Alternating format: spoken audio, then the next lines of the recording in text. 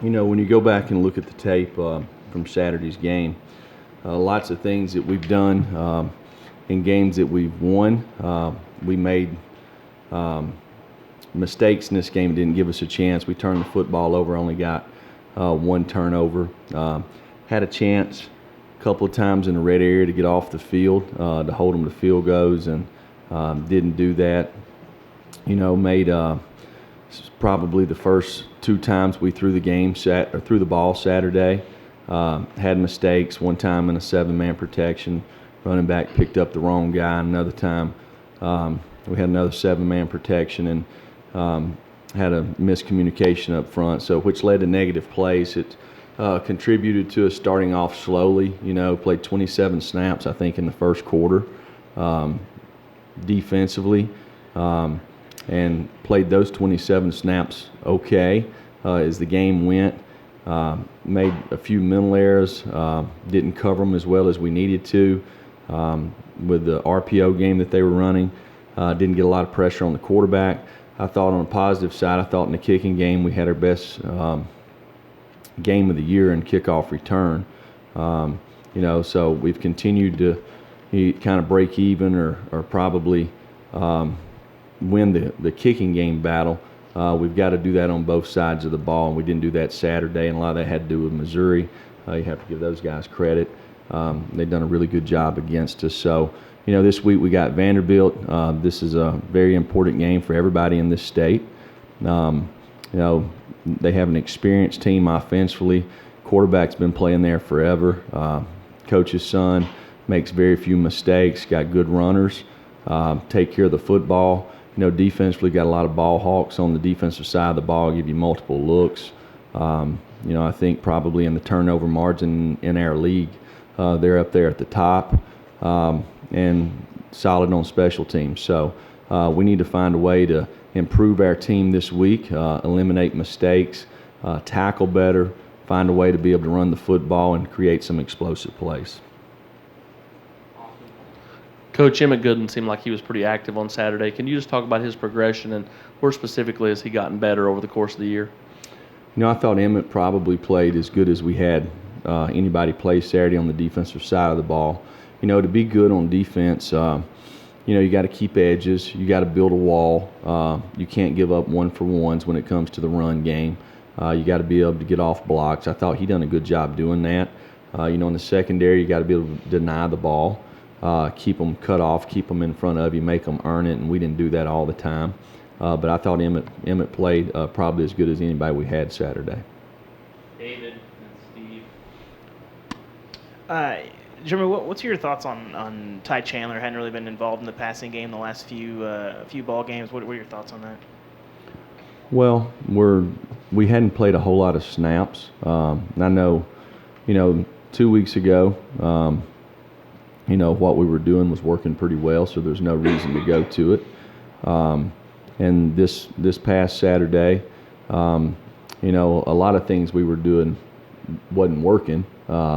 We had problems in protecting the quarterback. Obviously, we lost Jared early in the game.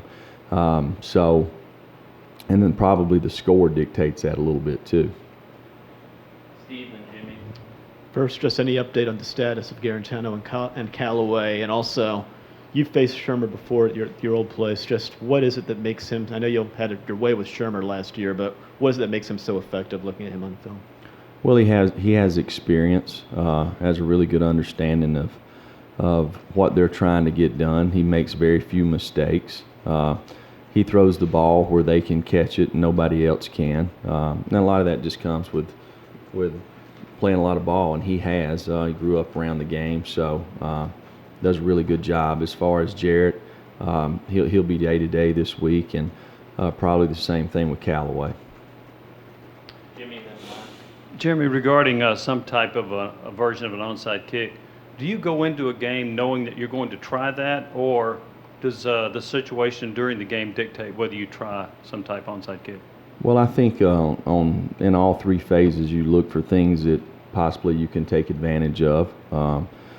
Saturday, kind of the way they lined up, that kick, if you kick it in the end zone, which Paxton has a lot, they get the ball on the 25-yard line, you're probably thinking, hey, if you kick the ball at the right spot, it's going to take one bounce. If they don't catch it on the first bounce, we probably got as good a shot as they do of recovering the ball. And if we don't recover it, we're going to lose 7 to 10 yards. So to me, the risk versus the reward in that situation, I think you do that. So, but that's what we're looking for. I mean, you can look at it. I think we've had 3 kind of alternative kicks this year, and probably had as good a shot or a better shot than the return team in getting the ball. We just didn't finish with the ball, so we got to find a way to do that. So is that a predetermined thing before game that when you go in, you're going to try that? Well, we know that we think it's there, and if we feel like it's there, then it becomes about the timing of, when do you do it? You look at it as, as you kick off, and see if you think it's there. Jeremy, you said that after the game that there were times where y'all had 6 and trying to run against 7 and it wasn't working. When you went back and evaluated the game, was that something from the sideline or something from the quarterback that should have been adjusted? What adjustments do you think, if any, should have been made there? Well, everybody in this league is obviously going to try to stop the run. You make the quarterback beat you, and lots of times in the run game, you can manipulate a little bit, maybe, in how you're going to block somebody by running RPOs. Sometimes they're there, and lots of times you'll run an RPO and the wide receiver runs by a defensive back who comes up and makes the tackle, So there's some negatives to that too, but when you look at the way some teams play, you got to take what they give you, and we had opportunities Saturday to do that, and we didn't take advantage all the time of doing it. And with our football team, we've got to take advantage of everything that's there. And I didn't feel like Saturday was our best job of doing that. Jesse in the back.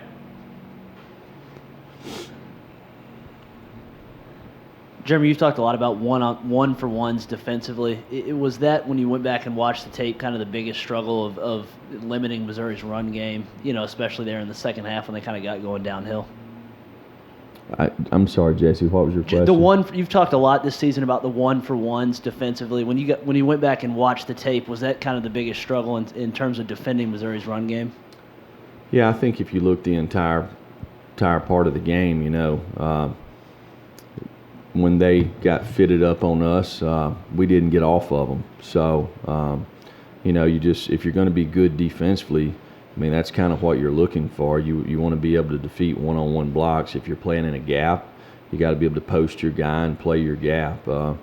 And we didn't do that all the time Saturday. There's lots of times that, we had one more there than they could block, and they gained 4 or 5 yards. Plays that really should be either 0 or negative plays. This is what I'm talking about, hidden yardage. We lose yardage as the game goes. Several times we had opportunities to have negative plays, and they gained 7, 8, or 9 yards. So over the course of the game, that adds up a lot. And we had kind of, when the games that we have not played well in, that's what's happened. And when you do that, you start trying to find ways to create negative plays to get extra guys and all that, which puts pressure on your back end. So to do that, you got to be able to cover them. And we didn't do a good job doing that. David, then last. Jeremy, can you walk through what the protocol looks like for when a guy suffers a head injury and how you kind of decide their status moving forward and kind of what they have, the benchmarks they have to clear? Right. Well, I'm not a doctor, so I got lots of confidence in our medical staff. They've done a really good job since I've been here. So you're probably talking to the wrong person there. They handle everything from the medical side. Jeremy, I guess until this season, you're a guy who's probably spent most, if not all, your time on defense. And with all this RPO stuff people are doing, when did you see that really kind of start happening so much in the college game, and how difficult has that whole process been to adjust to as a defensive, I guess, as a defense? Right. Well, there's probably pre-snap, the RPOs We're probably, 10 or 12 years ago. I mean, when I was a high school coach, the team that I coached on was doing them then, at Hoover High School. So we've been around that part of it for a very long time and have historically played teams that play that way. We've played them pretty well. I think over the last couple of years, you've had some guys across the country that have done some really good things as far as manipulating, reading backers, and throwing the ball down the field. Used to in the old days, you had balls behind the line of scrimmage, then you had quick game, you had drop back, or you had play action pass. I think the RPO game has kind of taken away a lot of the quick game. You don't see that as much anymore. People are using the quick game throws. And it really helps in protection, because from a defensive line standpoint, they're playing the blockers. And when the guys come off as run plays, they're not thinking about getting their hands up, which a lot of quick game throws, the balls are, right there above the defensive linemen's heads. So I think it's just a good way to kind of manipulate the pass rush. And if you're not sound in your run fits, you can manipulate that too. Can you say what Callaway's injury was, and do you expect him and Jarrett to practice today or no? I think he's going to be he'll be in a black jersey, no contact for a couple of days, and he had a bruise to his chest area. So, he's a tough guy. I'm sure he'll be out there ready to go. Coach, obviously with Thanksgiving coming up this week, just wanted to ask, what are you thankful for this year? Well, I'm thankful for my family. I'm thankful for the opportunity that I have here at the University of Tennessee, the staff that's here that works with us, our players, our administration, our fan base. I told the kids Saturday during the Vol Walk, I wanted them to look around and see. So they had an understanding of, what the passion is for the program that we all represent, and the obligation that we have to the people that came before us and the people that's going to come after us. Coach, given all your experience coaching in all the big games that you've been in, what's your message to all the younger guys that haven't been in a situation like this where they have to win to keep their season alive? Well, I talked about it to our staff this morning. This is probably the first time in a long time for me that early on in the season we wasn't participating or playing for playoff implications or, a championship in your league. I said before, this game means a whole lot to a whole lot of people. And probably since the Florida loss or the Georgia loss, we've been playing for pride. And to me, you can talk about winning a championship or whatever. Pride's about as important as it gets. Playing this game, obviously, when getting into a bowl game with recruiting coming up, do you think that plays a part in the recruiting process? Does it give Tennessee a boost to say that you went to a bowl game in your first year? Well, I think it's important for our players. It's going to be important for our senior class to end with a win against Vanderbilt. I think it's important for everybody associated with our program to kind of raise our level of play. We've had opportunities to do that a couple of times this year, and in my opinion, have not necessarily played at our best. That's on us as coaches to get everybody in our program to be at their best.